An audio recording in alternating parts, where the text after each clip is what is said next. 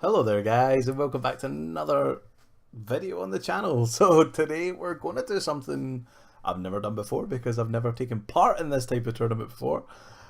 This is a roundup of my Pokebeach round 1 match. I recently joined Pokebeach as like a whole, really enjoying the service that they're providing over there. Great articles and stuff, but for the first time I've decided to take part in their monthly tournament. Now, the tournament, as far as I'm aware, has a couple of hundred people in it. It's a pretty decent sized tournament. I've never played in a tournament at that scale before, but as far as round 1 went, it went really well. I'm actually competing tonight in my second round, so hopefully that goes just as well as round 1 did. But I thought what we would do is I did record my matches and I spoke to the player I played, and he was totally fine with me talking about this as long as I gave him a bit of a shout out, which we'll do later as we get into the matches. But first I want to talk a little bit about the deck that I decided to play and why I decided to play it. I'm playing Gardevoir GX, as you can see from the screen. Now, Gardevoir is just amazing. Come on now, Gardevoir's such an amazing deck. And I have went with the Sylveon GX build. Now, a lot of people argued against this card when people first started playing it, but as far as I'm aware, there's been numerous occasions that Sylveon has proven itself in Gardevoir GX as a very good, setup card, and it's this 200 HP wall that you sit behind that you can get out pretty easily on turn 1 is beautiful. And the magical ribbon is just such a nice ability. It is better than Vulpix. You're getting 3 of any card as opposed to 2 Pokemon cards. It's better than Diancie, in my opinion, because I mean you can magical ribbon for rare candy Gardevoir and then another piece. Maybe it's a second Gardevoir, maybe it's a Gallade, maybe it's another rare candy that because you've got another Gardevoir in hand or an Ultra Ball in hand. So versatile, so versatile. Excuse me. Made myself a cup of tea for this one because we're going to be here a little while. This is going to be a lot more laid back style of video, so I encourage you to go and get yourself a drink and sit, get comfortable, because this one's going to be a long one. We did have 2 fairly decent length games. I think the whole video might end up being above half an hour, so yeah, be prepared. Yeah, back to the deck. Magical Ribbon's absolutely great. Fairy Wind's a decent attack, but Plea GX is my GX of choice in this deck. Combined with Parallel City, you can put your opponent down to 2 Pokemon total. 3 limit their bench to 3, and then Plea GX 2 Pokemon on the bench. If you can Guzma out something, maybe like a Lele, then Parallel City, Plea GX, suddenly your opponent has 1 bench, and if you're playing against an Evolution deck, which I'm kind of worried about, we'll get into that in just a second, then that is a real good out to things like Metagross, things like Greninja, which we have a very bad matchup against, and why I have chosen to take in 1 Giratina promo. I have a funny feeling Greninja is going to be a pretty big deal in this tournament. Greninja is always a good deck, let's be honest. It's always a nice deck to play. And I feel like because fire decks have been so good, like Volcani and Turtonator, they've been so good recently. Even Salazzle's showing up a lot. Greninja's bound to rear its head. So I figure if I'm going to play Gardevoir, I need to have the answer for Greninja where I can. Metagross is always going to be a hard match, but like I say, we've got the Plea GX for that. Combined with Parallel City, you're doing something there. You might probably still going to lose, but got to give myself a chance. And the other big one, Volcanion and Turtonator, like I mentioned before, I mean, it's a hard matchup. It's about 50-50, but at the end of the day, I'll take 50-50. We have good matchups across the board against everything else. Gardevoir's just such a powerful card. It really is. As you will see going into the coming matches, Apart from that, there's nothing too crazy tech-wise in my deck. We play 1 Acerola. I think it's pretty common in Gardevoir decks to run a couple of Acerola. I have dropped the 1 Bridget. I was playing 2 for the longest time, and I really like 2. However, space is a real issue with this. I was even playing 9 Fairy Energies at one point. I'm down to 8. 3 float stones is a big deal. You really need to be floating out your Sylveon, your Orangurus, even Giratina will maybe be an issue, and it's always good to stick on a Lily every now and again as well. So let's get into the matches here. Like I said earlier, 2 matches, and I felt that they went really well. Let's just full screen this so that we don't have any of the bars and stuff. So we lead Oranguru, and I have no idea what my opponent's playing at this point. I don't know. So yeah, big shout out to Enadrias. I totally butchered your name there, but yeah, thank you so much for the game. It was a really good game. We do lead Oranguru, but like I say, turn 1 Bridget. You're never going to argue with that, you know. So we get the turn 1 Bridget. We just pop that down there, and what do we go for? Standard 2 Ralts and an Eevee. And then I think we just pass it over to the opponent. I'm pretty happy with the turn 1 Bridget. I've got the N in hand, I've got the Sycamore in hand, I've got plenty of stuff I can do. Even evolving into Curlia next turn is going to be nice. And we see a fan club, and this is when I started to worry. And the first card I see is Scizor EX, and I thought, oh no, Metal Deck already. But at this point I was like, right, okay, he's playing Mega Scizor. And I started to really worry. I was like, okay, this is not going to be fun at all. But we'll see what we can do. Yeah, I hadn't played against any kind of Scizors recently, so I didn't really know what to expect with this deck, but it ended up not being a Mega Scizor deck, and instead Scizor being a kind of tech card in Zoroark Drampa, by the looks of things. So he gets out Drampa, and I think, does he go Big Wheel here? Yeah, he just goes Big Wheel pretty early on. Pretty standard play, but I've got the N in hand, so I'm not worried about that. I'm like, okay, so what can we do here? I need a pretty decent turn against this, but I draw straight in a float stone, and I get excited. I get excited by that, because I'm like, right, okay, we can make plays here. We start dropping off some of our tools. Curly is going to want the tool anyway, you know. Gardevoir is always going to be pretty happy to receive a choice band. And there you go, you get the turn 2 Sylveon GX.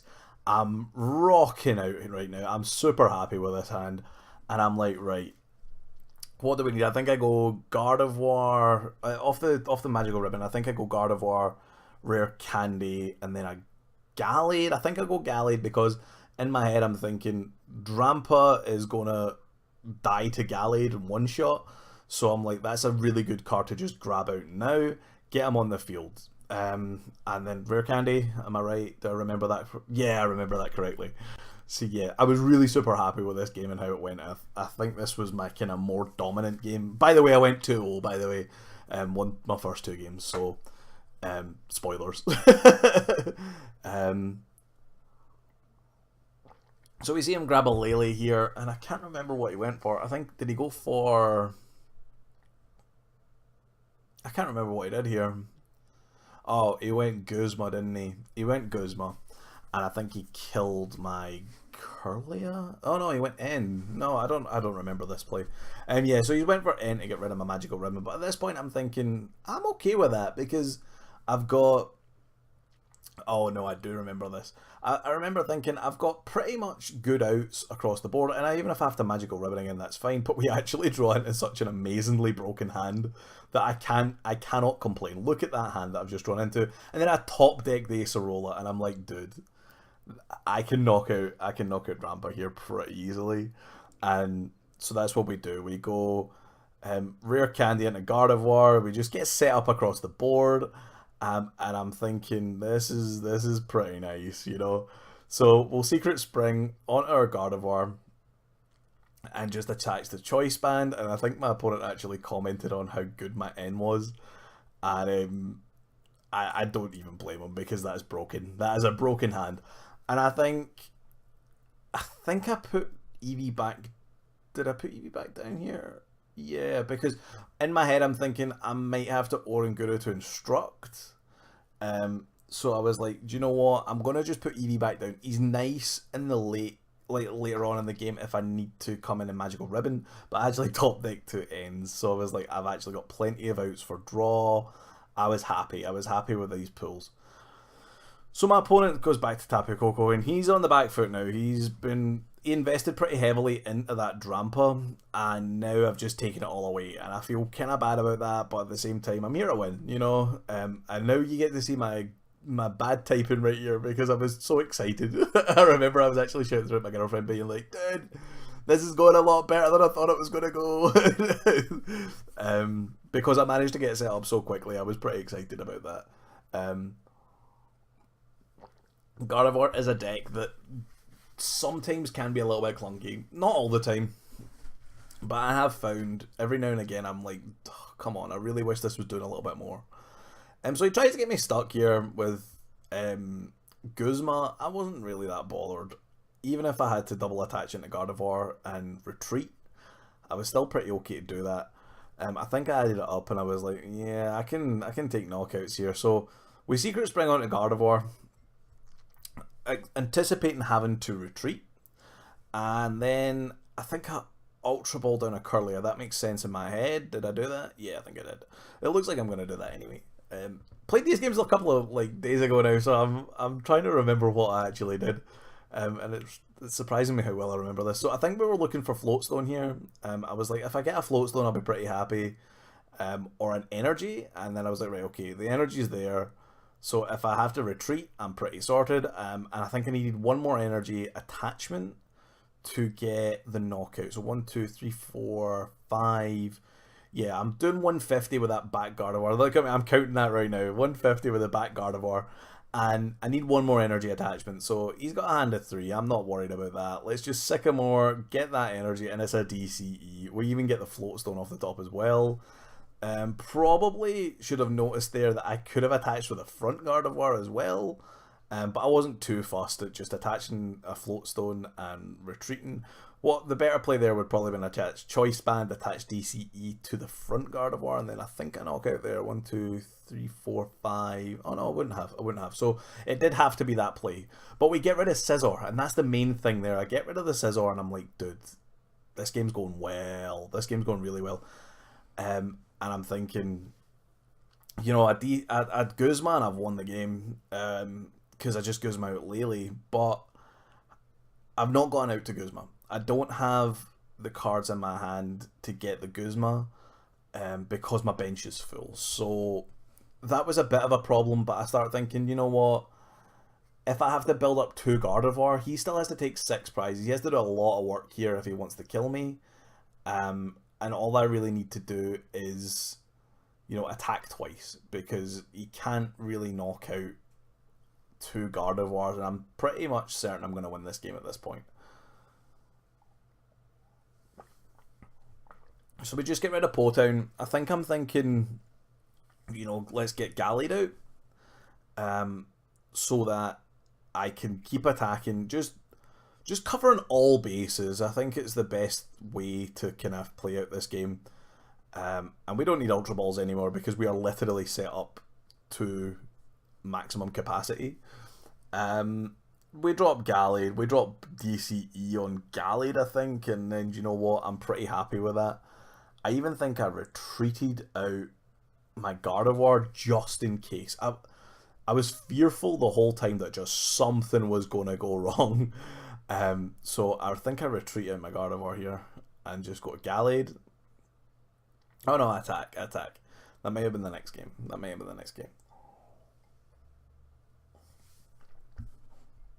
But we just see here the raw power of Gardevoir coming through. And he's rocking it. And this was at the point I was like, I don't think my opponent can do anything. Gally's always got a one-shot. As long as I can use a supporter, Gally's got a one-shot on pretty much anything on his board right now because it's all weak to fighting. And I'm going to be hitting like 200 damage with weakness. So I was like, or 260 damage. So I was pretty happy at this point. Not sure what I checked my discard for there, but I was like, I'm happy with how this game has went. If he tries to Lysander anything up, but yeah, he just scoops the game, and that takes us into game 2, which I was happy. You know, I felt as if I played that the best I possibly could, and that I couldn't really have done anything better. So I was like, I was happy with that. Going on to game 2. My opponent decides to go first this game. Fair play. And we get a mulligan price. That, like, pretty not surprising. And I can't remember who did we start. We start Ralts on this game, but we start Ralts with Ultra Balls. We're pretty happy there. You've got the out to the turn 1 Bridget, so I'm stoked by that. And this game was a bit closer. I remember this game. I thought for a long time in this game that we were going to game 3, but I managed to pull it out in the end. Spoilers, but yeah. So he gets the attachment, and he's rocking, man. He's pretty happy with his first turn, and he gets the Sycamore down, so he gets plenty out of that turn. Ultra Ball will grab him. I'm guessing a Zoroark. Can't really remember. But he's got the start he wants. He wanted to start Scizor. He wanted to get Scizor out early and put on pressure. That's why it's in the deck. Is to start just poking early on in the game with Scizor, and it disrupts my Ralts. It disrupts my my Curlias and stuff. I don't really like discarding Guzma there, but I had to. And we get into Tapu Lele. I'm just quickly checking Bridget's there, which it is. So we get Tapu Lele, we get Bridget. It's the start you always want in this deck. If you can 9 games out of 10 Tapu Lele Bridget, you're always going to do it. Especially if you can get the energy down onto Eevee. It means that you're then set up for the next turn. So we get Eevee, we get Ralts, and we got Oranguru, because I'm going to retreat that Eevee, that Ralts with a Floatstone. So I've got literally the same bench as I did in the first game. This is going exactly how I want it to, because what I want to be doing is doing the same thing every game. I want to be quite happily, just setting up early on, and yeah, okay, so we get Lily off that. That's pretty nice. And then I think in this game I realised how important it was to get Gallade out as well. So I think I go Gallade here, do I? I can't remember. I'm focused on getting one Gardevoir out. That's what's happening here. I'm like, dude, let's get one Gardevoir out. And we just get the DCE, because I'm probably going to Sycamore, is my thinking there. And if you're going to Sycamore, you might as well just set up as well as you can. We see a Rescue Stretcher. I'm not sure he gets Oranguru back. I couldn't have told you that, if I'm honest. I can't really remember this game as well as the other game. Instruct for 1, and then I think... Is this where my opponent starts taking prizes? I can't really remember. So he's used 3 Sycamores on like the second turn of the game. That's crazy. I'm watching this as a spectator at this point, because I really can't remember how this game went. So once again, this game's going very similar at the start to the first game, and it really shows how close these games were, because it really does mess me up doing stuff like this. And look at that. That's pretty janky hand right there, but he leaves me with like 20 health left, I'm sure, 40 health left. So I'm like, I'm in a pretty good position here, because I'm thinking to myself, what's the chances of him having another N? What's the chances of him actually being able to do something off of this? So I'm like, right, okay, I use this just to get rid of his bench slot. He had another bench slot there that could have been for like another Lele, and in my head I'm thinking, do you know what? Let's take away the Lele off the bench. It's fine. I don't really care too much about the free prize which Lele gives up. So let's just make sure I can get the bench shut down as quickly as possible. I know he plays Potown, but I find it's a pretty decent shot. So what's the chances of me getting an end again here? I've got a really nice hand at this stage, and I'm sitting thinking to myself, I think the most important thing here is to get Gallade out. Gallade works wonders in this match, because he's going to one-shot that Zoroark, he's going to one-shot that Drampa, he's just going to take prizes wherever they need to be taken. Zoroark comes out, and I'm guaranteed to give up 2 prizes here. I have 40 health left, and, he's going to quite happily take the 2 prizes off of me with Mind Jack. So there you go. Oh, excuse me, got the hiccups now. Must have drank my tea too fast. So yeah, he takes 2 prizes. And I'm like, right, what do we need here? We need to get an energy. We need to get, but we've got plenty of room to get set up now. So Gardevoir comes down, and at this point Gallade comes down as well. I remember doing that because that was really, really important to my game. And I put it on the one with the float stone simply because I'm like, with weakness, I don't actually need a choice band on there. And I'd rather save the Ralts to get a second Gardevoir up. And that's the kind of play I'm thinking about, is that the second Gardevoir is going to be so important going on. That's why I bench another Ralts, just in case he decides to just pop off one of my other Pokemon. So we get rid of a Gardevoir there. I wasn't too fussed with that because I was like, I've got 3 Gardevoir in my deck. And then I realised one of them was prized at this point, and I was like, okay. But I do run a Super Rod, so I was like, right, okay, we'll just need to make that work. But hopefully I can maybe pull one off my prizes. You know, it was one of those ones like, what are you gonna do? It's not the end of the world, because I was like, I didn't like discarding any of my other stuff. Looking back on it, I could have probably discarded Lele, but I figured I was going to have to end here, and I liked the Lele being in the deck for a kind of late game Guzma or something like that. But beggars can't be choosers. And then I realised I would have had the Sycamore anyway, so it didn't really matter. So I end up Sycamore, and either way the Gardevoir was going to end up in the discard, so it wasn't much of a misplay. But I think I benched the Ralts a little too hastily. I could have benched the other Lele and then end, noticing the size of his hand as well. It's a bit rough, but anyway. We get the DCE attachment, and I'm like, let's just get rid of this Zoroark.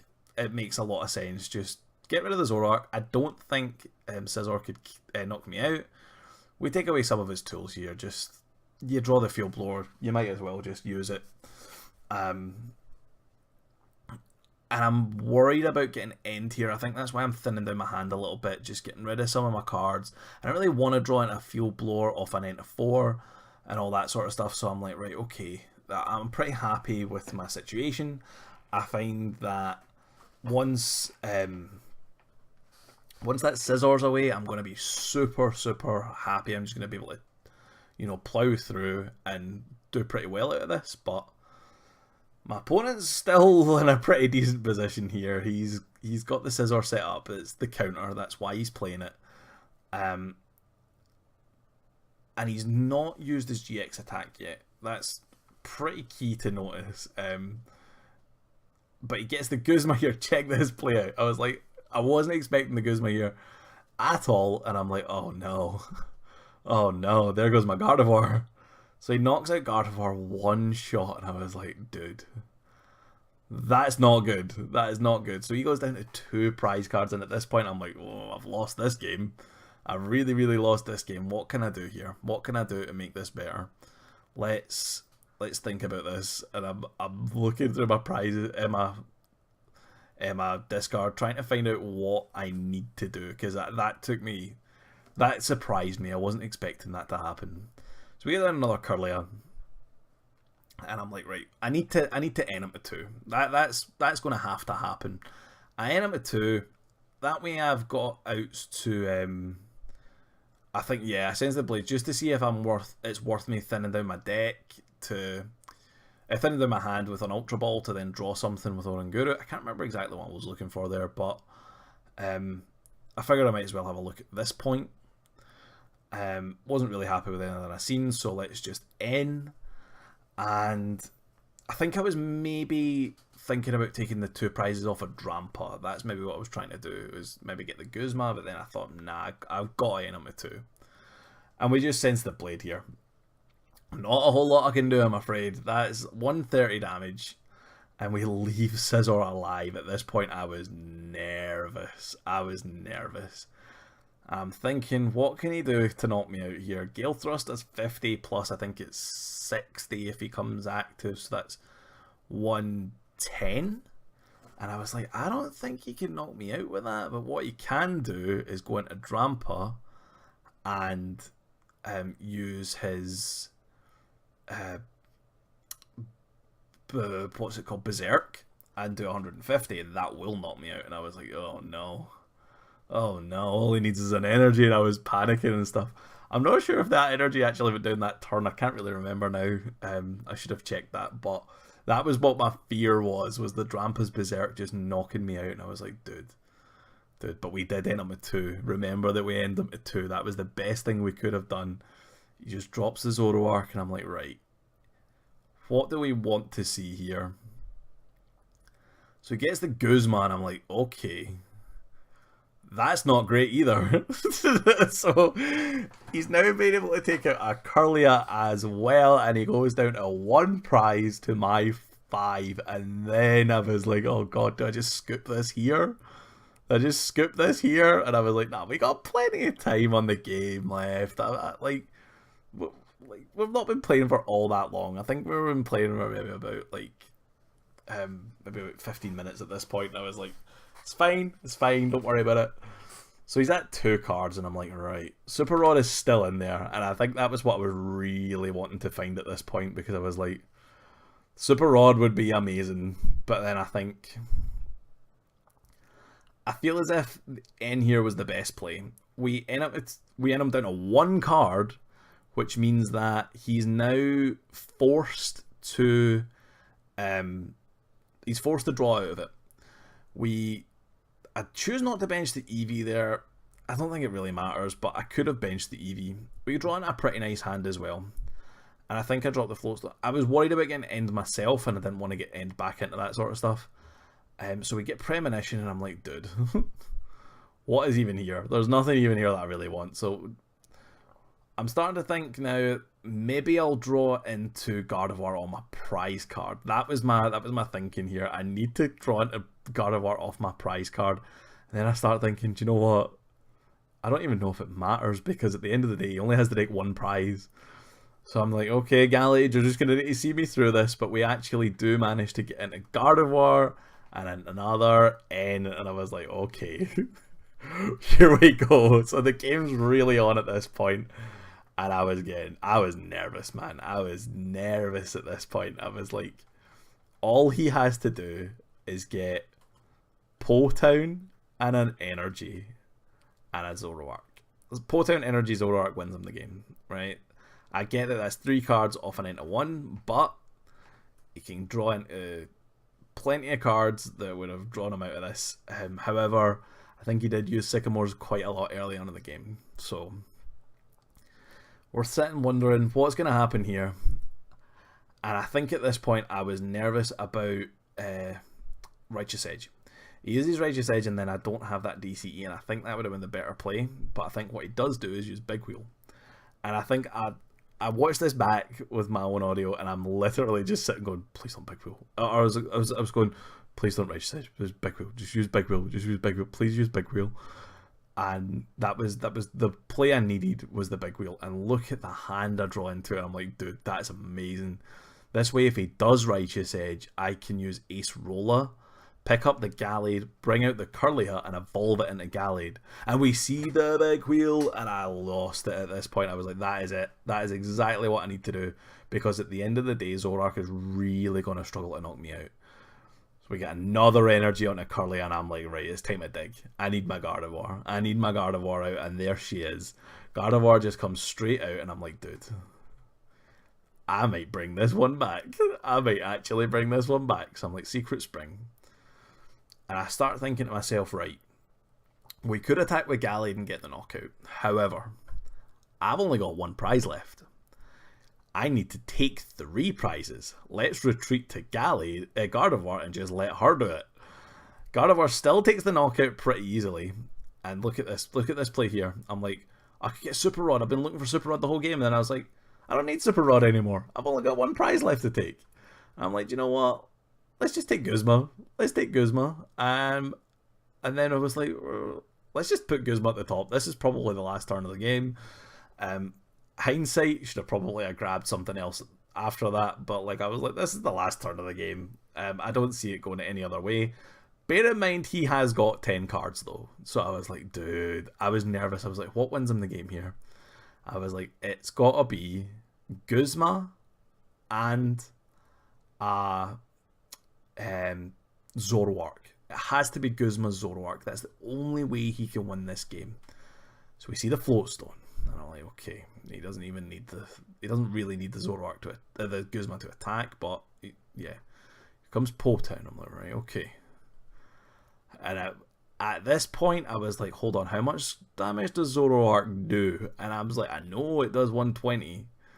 But I couldn't remember exactly how much it did. So I was like, does it do 120? Does it do will it do 100 at this hit? And I was like, oh, so I'm actually flicking through my binder. I've got a couple of Zoroark in my binder, and I'm looking through, and I find Zoroark, and I'm like, oh no, it's doing 130 damage at this point, and I'm like, oh no, because a Guzma and a Zoroark wins him the game.